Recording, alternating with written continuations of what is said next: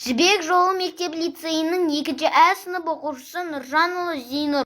Достар, мен сіздерге оқуға арналған 10 кітапты ұсынамын. Ұсынылған әдеби кітаптарға мыналар жатады.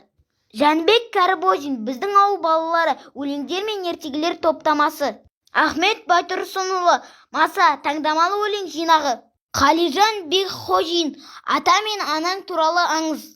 Абай Құнанбаев, жүректің көзі ашылса.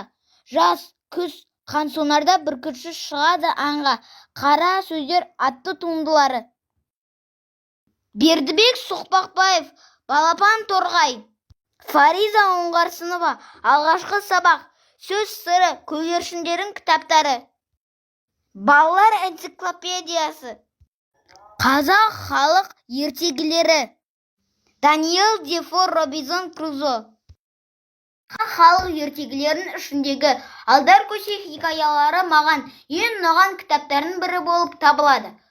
Сол себептен балаларға осы кітаптарды ұсынуға жөн көремін. Яғни балаларға өз білімдерін жетілдіріп, сауаттарын ашуға кеңес беремін. Виктор Гюго айтқандай, кітап асып таспайтын асыл досымыз. Достар, күзгі демалыста қызықты кітаптар оқып, білімдеріңді шынықтырыңдар.